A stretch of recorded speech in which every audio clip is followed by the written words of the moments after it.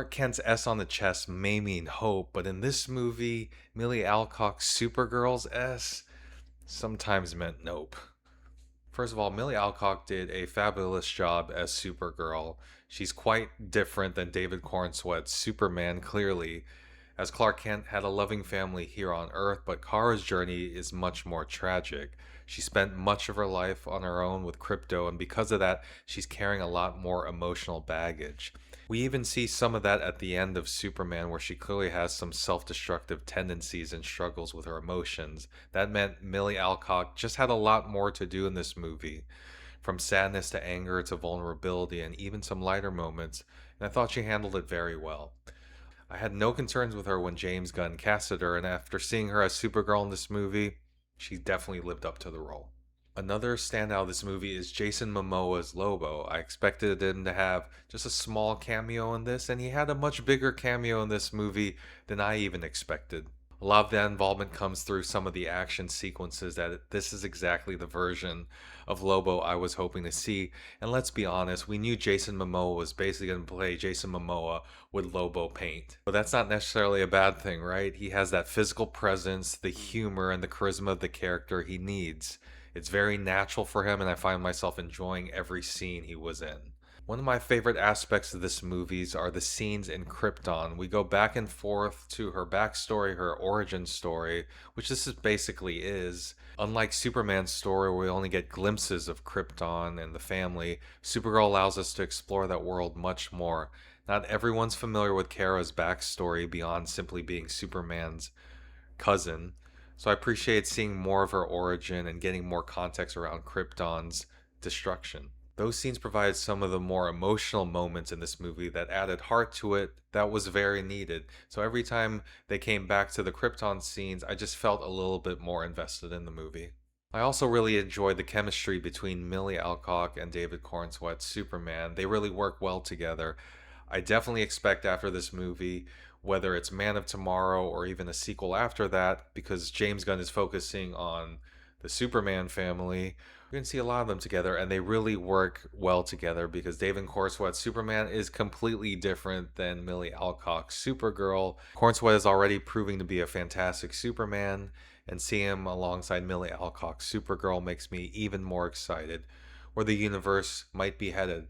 I think these two are going to be a great pairing moving forward. Finally, I have to give credit to the makeup team and the special effects team of this movie.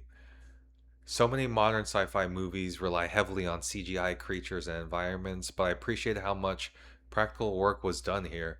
The aliens and creatures felt tangible and lived in. It reminded me some of the older OG Star Wars movies when we had Jabba the Hutt walking around. It just felt a little bit more grounded and it felt a little bit more real, even though we know it's not real. Those practical effects gave the movie a unique identity and made the world feel more immersive. Unfortunately, to the negatives, and unfortunately, there were more negatives in this movie than I was hoping for. The biggest issue for me was the pacing. The first half and honestly the first three quarters of the movie felt uneven. The film jumps between Kara's relationship with Ruthie, her Kryptonian past, and several other plot threads. It just never felt really focused. It kind of jumped all over the place. There was simply too much competing storylines, and as a result, the movie dragged on a little bit for me. There were times I was looking at my watch. This movie was only 1 hour and 45 minutes, but honestly, it felt like 2.5 hours at some points. It was just slow at the first half, first three quarters, and it was just a little bit boring to me. And another disappointment was a villain, and I wasn't expecting every comic book movie to be a Thanos level style villain, but I needed the villain to feel a little bit more threatening. Unfortunately, the villain in this movie, Krem, just never felt imposing enough. There was never a moment where I felt genuine fear for Kara or Ruthie or any of the other characters. He almost felt like an oversized biker gang member rather than a true threat, and because of that, the stakes just never really worked for me. Visually, I also found this movie frustrating at times. Sometimes I felt like this was shot in the void. And when the void first came out, when The Mandalorian, I thought it was great, but now it just feels like you're filming in the void. Some of the CGI just felt too CGI for me. As I mentioned, I love the practical effects. That really worked, but that's why maybe it was just so glaring when the CGI action sequences occurred because it just just didn't work for me. The action sequences were extremely dark, and while you can tell a lot of effort was done into the choreography, there was so much camera movement, so much shaky cam just moving around. And with the lighting be so dark, it was just difficult to appreciate. And it wasn't until the final act where it lightened up a bit, it felt like you were in that Mad Max sort of world where things opened up visually. And I was like, all right, this is what we came to see. And that's when I could really appreciate the visuals and the choreography a little bit more.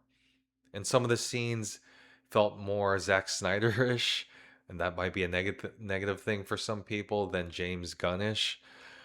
There's a lot of slow motion in the final action sequence, which I'm not a huge slow motion guy. So if you like slow motion action, there's a lot of it at the end. It showcased some of the better action sequences in the movie. Speaking of the overall action in general, I thought some of the scenes were good and some of the scenes were just a little bit bland.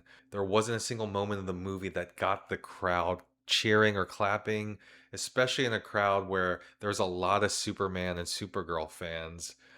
Anytime you're like in an opening day of a movie or a pre-screening with critics and fans like I was in, when there's a good action sequence in a comic book movie, you can feel the emotion in the theater, but it was pretty quiet because honestly, the action sequences weren't that exciting. I know there's a lot of people out there on the internet that was afraid of this being too much similar to Guardians of the Galaxy. The universe already sort of feels that way, and in the trailers, especially with the music in the trailers, we're like, oh no.